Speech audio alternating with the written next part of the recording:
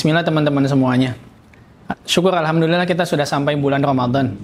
Salah satu ayat yang biasanya populer kita dengar ketika bulan Ramadan adalah surat Al-Baqarah ayat 183 yang bunyinya adalah Bismillahirrahmanirrahim, ya ayyuhalladzina amanu kutiba alaikumusiyam kama kutiba alal ladzina min qablikum la'allakum tattaqun. Ayat ini teramat penting bagi kita untuk mengetahui di mana posisi terpenting puasa bagi hidup kita. Kalau kita bahas satu persatu misalnya, wahai orang-orang yang beriman, diwajibkan atas kalian berpuasa. Allah memulai ayat ini dengan seruan kepada orang yang beriman. Artinya puasa itu landasannya adalah keimanan. Seberat apapun godaannya, harusnya puasa tetap jalan kalau seandainya imannya sangat kuat. Lalu kemudian Allah sampai menuliskan kutiba. Yang dimaksud kutiba adalah diwajibkan. Karena puasa itu adalah ibadah yang rentan ditinggalkan. Coba kalau seandainya ada pilihan antara puasa ataupun tidak, tentu kita akan memilih tidak. Kalau seandainya ada pilihan boleh puasa, boleh makan, tentu kita sebagai manusia akan memilih makan. Maka kemudian Allah mewajibkan dengan kata-kata kutiba. Diwajibkan saja, masih banyak orang yang meninggalkan puasa.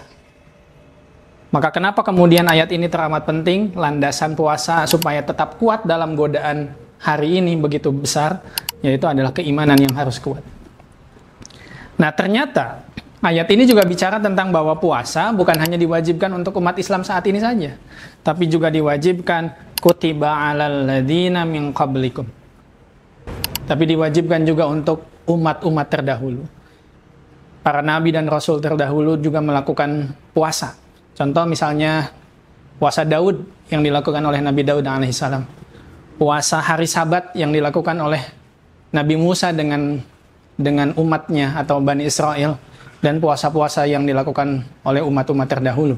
Maka kewajiban puasa sebenarnya bukan hanya kepada umat Islam saja, tapi kepada umat-umat terdahulu.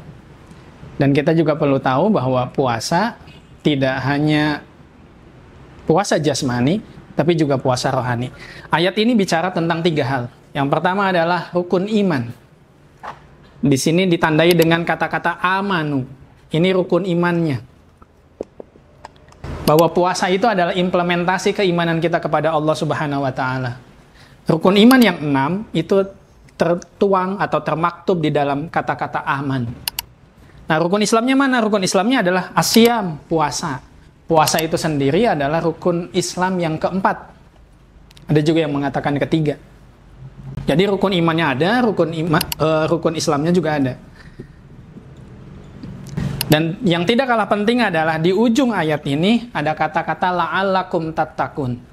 Keimanan kemudian diimplementasikan sebagai satu aktivitas atau ibadah yaitu puasa. Buah yang ingin didapatkan adalah tattaqun. Tattaqun ini yang kemudian disebut sebagai rukun ihsan. Puncak spiritualitas kita itu adalah ihsan, di mana kita sebagai hamba mengetahui bahwa Allah melihat apa yang telah kita lakukan dan kita juga yakin bahwa Allah tahu apa yang tersirat dan tersurat dalam hidup kita. Maka ketiga rukun ini ada semuanya. Imannya ada, Islamnya ada, dan buah dari iman dan Islam ini adalah ketakwaan kepada Allah Subhanahu wa taala. Ketakwaan inilah yang kemudian menjadi buah dari puasa dan keimanan yang disebut sebagai ihsan. Ihsan sebagai definisi adalah anta'budallah ka'annaka tarah fa illam takun tarah fa innahu yarak. Ihsan adalah engkau beribadah kepada Allah seolah-olah engkau melihat Allah. Kalau seandainya kau tidak bisa melihat Allah, yakinlah bahwa Allah melihat kita. Mudah-mudahan puasa bulan Ramadan tahun ini diberikan kelancaran dan kemudahan oleh Allah Subhanahu wa taala, dan semoga Ramadan ini adalah versi terbaik dari Ramadan kita di tahun-tahun yang sebelumnya. Amin. Barakallahu fikum. Assalamualaikum warahmatullahi wabarakatuh.